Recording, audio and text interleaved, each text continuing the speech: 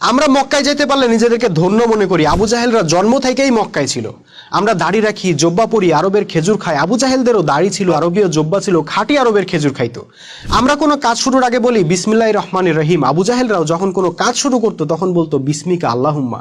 আমরা কাবাকে আল্লাহর ঘর বইলা বিশ্বাস করি, প্রতি বছর হজ উমরা করতে যাই। আবু জাহেলরাও কাবাকে আল্লাহর ঘর বইলা বিশ্বাস করতো, প্রতি বছর হজ করতো, উমরা করতো। আমরা ইব্রাহিম আলাইহিস সালামকে জাতির পিতা মনে করি, সুন্নতে খাতনা করি, পশু কুরবানি দেই। আবু জাহেলরাও নিজেদেরকে মিল্লাতে ইব্রাহিম বলে বিশ্বাস করত, খতনা করত, পশু কুরবানি দিত। আমরা আল্লাহকে সৃষ্টিকর্তা বলে বিশ্বাস করি, আবু জাহেলরাও আল্লাহকে সৃষ্টিকর্তা বলে বিশ্বাস করত।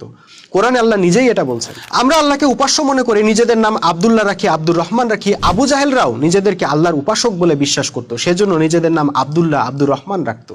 তাইলে আমরা ওদের থেকে আলাদা হইলাম কোন দিক দিয়ে?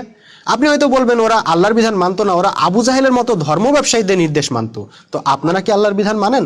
ওরা যেমন আল্লাহর উপাসনা করলো, আল্লাহর বিধান মানতো না, আবু জাহেলদের তৈরি বিধান মানতো, তেমনি আপনারাও তো আল্লাহর বিধান মানেন না। ব্রিটিশ প্রভুদের দেওয়া বিধানে আপনাদের রাজনীতি, অর্থনীতি, বিচার ব্যবস্থা চলে। তাহলে ওদের উপাসনা যদি ব্যর্থ হয়, আল্লাহ গ্রহণ না করেন, তাহলে আপনার উপাসনা ঠিক কোন কারণে আল্লাহ গ্রহণ করবেন একটু বলেন তো।